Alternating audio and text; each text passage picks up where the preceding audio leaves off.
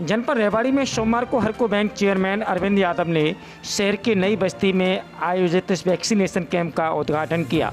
इसके बाद प्रत्येक सोमवार की भांति जिला कार्यालय पर स्थानीय लोगों एवं कार्यकर्ताओं की समस्याओं को सुना, साथ ही संबंधित अधिकारियों से फोन पर बात कर जन समस्याओं का यथाचित एवं यथाशीघ्र समाधान करने को कहा। श्री यादव ने कहा कि सरकार के निर्णय व नीति अनुसार पार्टी के शीर्ष पदाधिकारी, विधायक व चेयरमैन अपने गृह क्षेत्र में एक दिन जिला कार्यालय पर बैठकर जन समस्याओं को सुने, साथ ही यथा संबंधित अधिकारियों से विचार विमर्श कर उनका निराकरण करने के उद्देश्य से प्रत्येक सोमवार को आमजन की समस्याओं के लिए जिला कार्यालय में 2 घंटे का समय दें। इस मौके पर युवा मोर्चा की नवनियुक्त टीम के सदस्यों ने भी मुलाकात कर आशीर्वाद प्राप्त किया। इसके अतिरिक्त नवनियुक्त किसान मोर्चा प्रदेश कार्यकारिणी सदस्य बलजीत यादव को मिठाई खिलाकर बधाई दी। इस अवसर पर श्री यादव के साथ पूर्व सहकारिता मंत्री विक्रम सिंह ठेकेदार भी उपस्थित रहे। तेलका लाइव टुडे संवाददाता चैन सिंह की रिपोर्ट।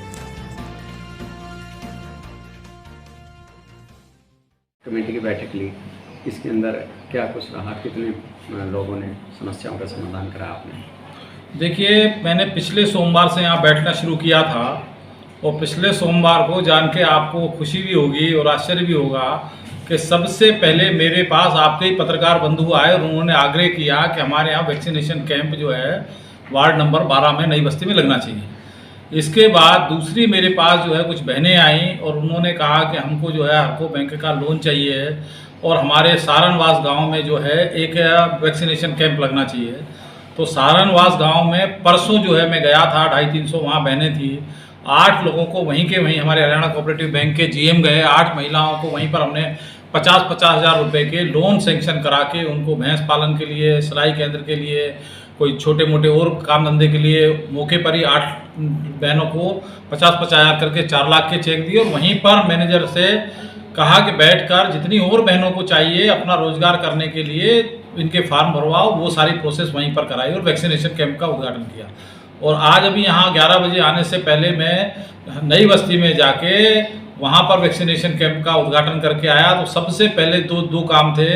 तीसरे, पिछली बार भी 20-25 लोग आए थे जो अपनी अपनी समस्या लेके आए थे और आज भी सुबह से 10-12 लोग आए थे। कोई रात को घासेड़ा में पानी भर गया था तो वहाँ जो है सेक्रेटरी साहब को भेजा। भिवाड़ी के का पानी जो हमारे यहाँ आता है, धारूड़ा के सेक्टर 6 के मकानों में पानी भर गया था तो वहाँ हमारे एसडीएम साहब खुद गए हुए। मालपुरा में शायद कोई नाले को बंद कर दिया गया है तो उनसे भी निवेदन करके उसको खुलवा के वहाँ से पानी को निकालने की व्यवस्था प्रशासन करवा रहा है, प्रशासन से बराबर टच में है। इसके अलावा जो है गिंदोखर गांव की कुछ समस्या थी पंचायती भूमि की, तो वहाँ के लोग आए थे तो उसके लिए भी एसडीएम साहब को कहा है कि भाई इनकी बात को सुन के ठीक जो समाधान हो सकता है इनका समाधान करो। इस तरह से छोटी छोटी समस्याएं लेके सब लोग आते हैं। किसी का बेटा एक्सीडेंट में एक्सपायर हो गया था, उसको पोस्टमार्टम रिपोर्ट नहीं मिल रही थी तो एसएचओ सिटी को कहा, उन्होंने कहा 2 बजे भेज दो, तो अभी मैं इनको पोस्टमार्टम रिपोर्ट दे देता हूँ। यानी छोटे मोटी समस्याएं जो होती हैं यहाँ बैठने से, जब पार्टी के वरिष्ठ नेता, पार्टी के मंत्री, विधायक बैठते हैं तो लोगों की समस्याओं का समाधान होता है। और यही हमारे प्रदेश नेतृत्व ने और हमारी सरकार ने तय किया कि चेयरमैन हैं, हमारे विधायक हैं, हमारे मंत्री हैं, हमारे जिलाध्यक्ष हैं, हमारे और सीनियर लोग हैं, वो 2 घंटे सप्ताह के अंदर कम से कम इस कार्यालय के अंदर बैठें और लोगों की जो समस्याएं हैं उन समस्याओं को सुनकर और उनका मौके पर ही समाधान करें। इसी निमित्त में आज यहाँ पर बैठा था और ये सारा कार्यक्रम आज यहाँ पर हुआ है। किया जा रहा है जिस प्रकार से, ये किन किन को किया जाता है? और मैंने आपका एक सुना था कि किसानों का एनपीए काफ़ी बाकी है, तो उसके बारे में क्या कहेंगे? देखिए, हरियाणा में सबसे ज़्यादा किसी बैंक के पास खाता धारक हैं तो वो 11.5 लाख खाता धारक हमारे बैंक के पास, सेंट्रल कोऑपरेटिव बैंक के पास हैं और 11.5 हज़ार करोड़ के लगभग का लोन हमने बांटा हुआ है।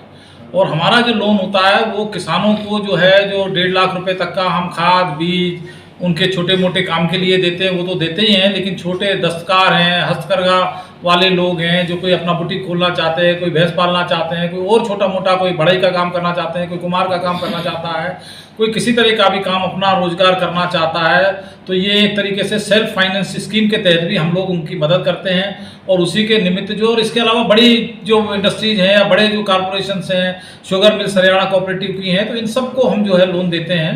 तो ये जो है हरियाणा के अंदर हमारा सबसे ज़्यादा खाता धारकों वाला बैंक है। मेरे साथ में हमारे मंत्री जी बैठे हुए हैं, विक्रम ठेकेदार जी, ये कोऑपरेटिव मिनिस्टर रहे हुए हैं, इनके समय पर भी बैंक ने अच्छा काम किया है। मैं अभी चेयरमैन 8-9 महीने से बना हूँ, तो पहले हमारा पिछले साल 52 करोड़ का प्रॉफिट था, इस बार हमारा 82 करोड़ का प्रॉफिट आया और अगले साल का हमने टारगेट 125 करोड़ रखा है। तो सबकी पूर्ति करते हुए किसानों के साथ तालमेल से, जो आप बात कर रहे हैं एनपीए वाली, नॉन परफॉर्मिंग अकाउंट, तो वो नॉन परफॉर्मिंग अकाउंट क्योंकि ज़्यादा अकाउंट है, 11.5 लाख के लगोगे तो 3-3.25 लाख हमारे नॉन परफॉर्मिंग अकाउंट्स भी हैं। तो हम वो वन टाइम सेटलमेंट स्कीम पीछे भी लेके आए थे, तो 1293 करोड़ रुपया हमने रिकवर किया था और अभी हम फिर स्कीम लेके आ रहे हैं। तो जो नॉन परफॉर्मिंग अकाउंट्स हमारे हैं उनको बैठ के ब्याज की कुछ उनको रिबेट देके वो हम ज़्यादा से ज़्यादा अकाउंट्स को रेगुलर कर लेंगे, ठीक कर लेंगे। यही हमारा प्रयास है और इसमें हम सफल होंगे, ऐसा हमें विश्वास है। जांच पेंडिंग चल रही हैं। एक विराट हॉस्पिटल में जो एक्सपायर कर गए थे ऑक्सीजन की कमी से 4 लोग, और एक जो है सुनील भार्गव जी ने लगाया था कि रेड क्रॉस के अंदर घोटाला चल रहा है, जिसमें मरे हुए का भी सर्टिफिकेट बन गया था ट्रेनिंग का। तो उसके बारे में क्या कहेंगे? जांच क्यों नहीं होती पूरी? देखिए, जांच होती है, जांच के अंदर थोड़ा सा समय, कोई भी जांच हो तो थोड़ा सा समय लगता है, ऐसा नहीं कि जांच नहीं होती है।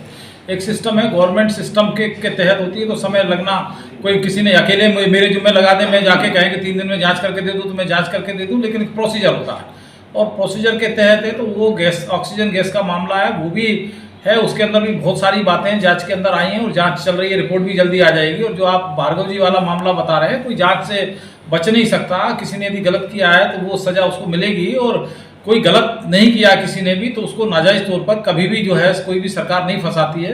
तो जांच जल्दी आ जाएगी, मैं इतना विश्वास आपको दिलाता हूँ। दूध का दूध, पानी का पानी आप लोगों के सामने हो जाएगा।